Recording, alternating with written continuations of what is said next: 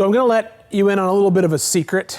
I really didn't expect this truck build to take this long. I thought I'd be in and out of this in like 6 months. But what ended up happening was, because there was no deadline for this truck, because there was nowhere for it to go this past year and be seen for the first time with no SEMA, no PRI, no Easter Jeep, no nothing, I ended up, every time I worked on the truck, if there was something that popped into my head where I just said, man, it'd be really cool if this truck had X, I put it on the list and then it got done.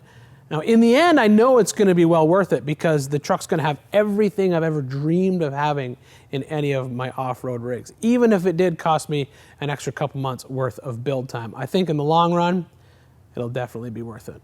I mean, what else did I have to do? I'm just gonna sit around for about 2 months and drink coffee and maybe some bourbon. Could probably work on the Comanche. That's next.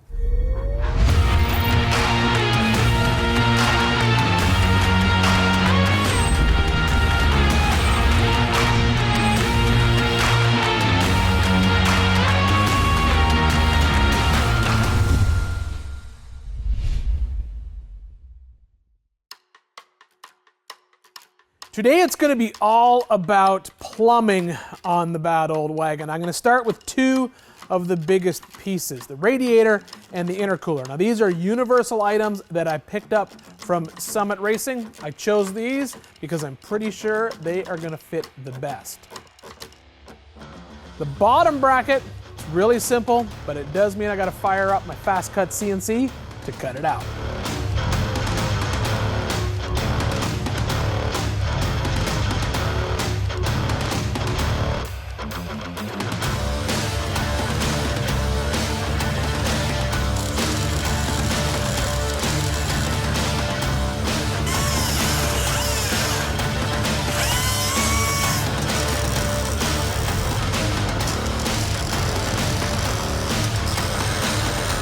Before I fully commit to the location of both of these items, I gotta check for hood clearance.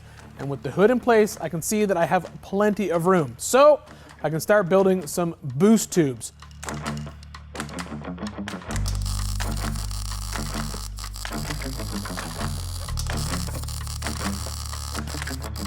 I'm using a universal 2.5-inch pipe kit that I got online. It comes with a bunch of different 2.5-inch aluminum pipes and some silicone couplers.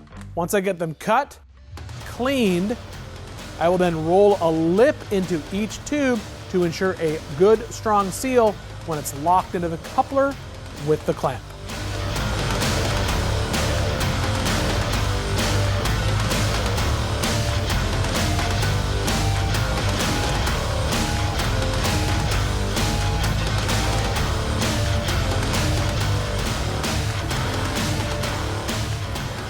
Started with the radiator and the intercooler because they take up the most real estate. And now that it's in place, you can see how the airflow is going to go. Air comes in through the air filter, through this pipe, down to the turbocharger, which is buried down here on the side of the R2.8. Gets pressurized by the turbo, comes out, goes across, gets cooled in the intercooler before it goes into the engine. The intercooler's job on the R2.8 is really just to make it the most efficient engine that it can. Remember, we're not hunting huge horsepower here. I mean, this is like 350 foot-pounds of torque, right around, 180, 200 horsepower. But the intercooler will just ensure that we are good and efficient. I'm not 100% sold on the size of this air filter. It is a little small. I did check on the flow rate for it, and it should be enough to support this engine, but when I make the mount for it, I'm gonna make the standoff big enough that if I want to in the future, I can go to a bigger air filter. One thing that I do have to do right now is basically add the mass air meter. The R2.8 comes with the actual mass air meter, as well as a pipe with a bung already welded in it. But that pipe, it was giant. It was 3 inches around, and the air inlet for the turbo is 2.5, so I was gonna have a bunch of couplers here, and I just didn't like how it was gonna look. So I went ahead and just chopped it off, and I am going to weld it onto this piece of pipe right here. You do need to make sure that when you install it, it's in a vertical orientation. The instructions for the engine will tell you all that. But it's looking pretty good.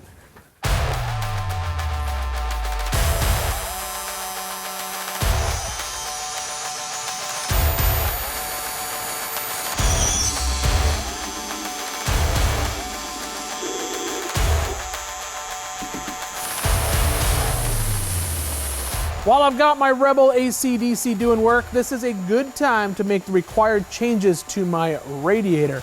I know that the lower tube is going to have to be caulked differently, so I'm just going to take care of that now. The reason I have to move that tube is because I plan to run a mechanical fan on the front of my 2.8. The Cummins R2.8 runs incredibly cool, and I just don't want the hassle of having an electric fan on the front of this truck when it's hardly ever going to be working. Quick Draw brand makes a simple kit that will adapt a standard thermostatically controlled clutch fan to the front of this engine. The main reason I like this, one less thing to worry about, and it just looks right having a mechanical fan on the front of a 53 Willys Wagon.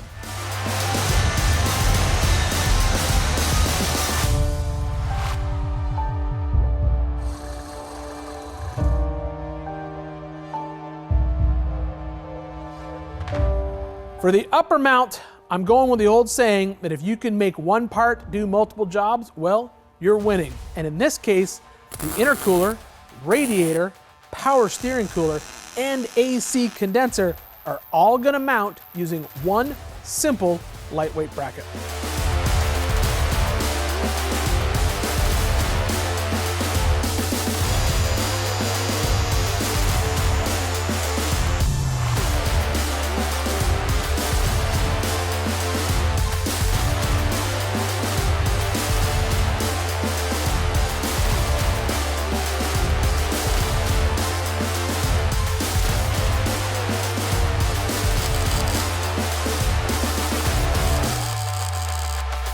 There's a lot going on underneath the hood of this truck when it comes to plumbing, and I don't just mean the turbo piping. I'm talking about everything else that I've added to this rig. Biggest thing I gotta deal with is my Vintage Air Magnum unit that's inside. So I need to feed it refrigerant and engine coolant to do the heating and the cooling inside the passenger compartment. Now the way the AC system works, it's actually pretty simple. I'm gonna have to build a line that goes from the compressor up to the condenser, and that's gonna be a high side line. At that point, the refrigerant is condensed by the air traveling across the condenser as it's sandwiched in between the intercooler and the radiator. That refrigerant is then plumbed up and it goes inside the vehicle after going through a receiver dryer just to remove any moisture. Once it's inside, that's where it changes state basically. It's gonna go from liquid back to a gas. When it does that, it basically super chills the evaporator core that's inside the unit that you get from Vintage Air. By super chilling that evaporator core, the core gets cold, then you blow cold air across it. That's the cold air that you feel inside the car. The refrigerant then comes back out and goes back to the compressor, and it just cycles again and again and again and again. Now, the compressor is obviously energized. It doesn't run all the time. It has a little fan clutch on the front of it, and it has an electric wire that is turned on by the control unit that's inside. And that is just the AC side of things. Now we have to talk about the heat. For the heat, inside the Vintage Air unit, there's a heater core. That's basically a tiny little radiator. I have to take engine coolant from the R2.8. In this case, off the front of the R2.8 is the outlet. It'll come out and it'll go through this thermostatic control valve. This is basically an open-close valve, so when you request heat, it allows the hot engine coolant to travel inside the vehicle, goes through the heater core. Once again, fan blows air across that heater core, just like the radiator at the front of your engine. It is basically gonna move hot air inside the vehicle. That's where the heat comes from. These little thermostatically controlled heater control valves are super nice because when you turn the heat off, it basically closes down. It doesn't allow any of that engine coolant to circulate inside. Then I gotta deal with, power steering.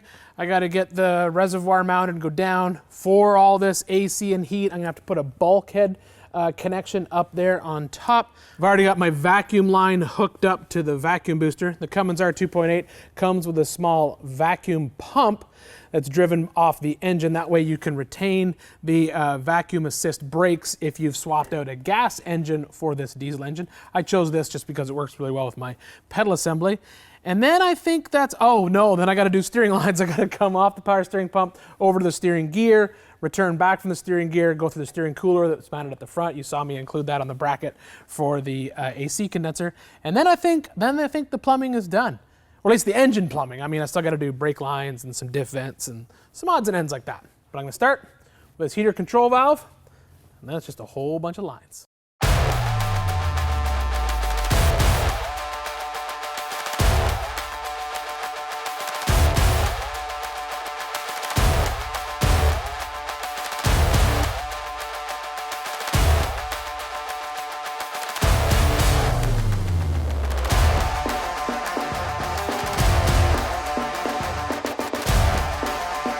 Dealing with lines for an AC system used to be a huge pain, but Vintage Air now makes a do-it-yourself kit, so you can basically crimp your own AC lines in the shop yourself.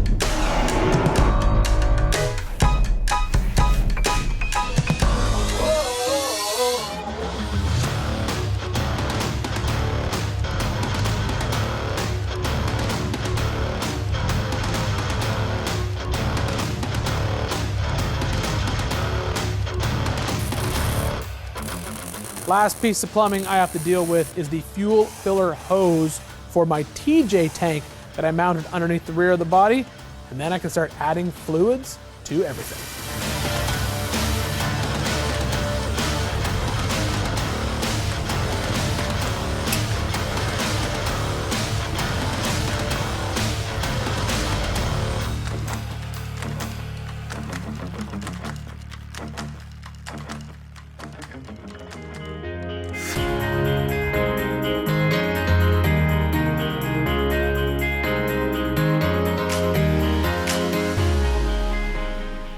With all the plumbing done now on the bad old wagon, this is a huge milestone. Now I know I say that a lot whenever I'm working on this rig, but this is a big one and you're gonna find out in a second. Whenever you're doing stuff like this, like all this plumbing, the best way to do it is just tackle it kind of like wiring, just one job at a time. So on this engine, I took care of all the air first. So that meant turbocharger, inlet, intercooler, boost tubes, then the coolant, so radiator, coolant hoses. Then I moved on to everything else, like power steering pump, vacuum line for the vacuum brakes, and then did all the interior plumbing for the heat and AC. I already had the fuel lines done, so that was pretty easy. But this is why this is such a milestone right now, because now that all the plumbing is done, and now that all the wiring is done, and I built this whole thing to run without any of the sheet metal on the front, we can go ahead and do this for the battle wagon. Now this is pretty exciting, I gotta say. Keys on, it's time to see if it starts.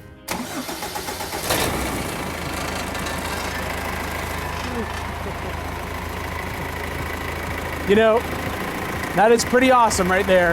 Our 2.8 running underneath the hood of the bad old wagon. It's a good day here in the Big Tire Garage.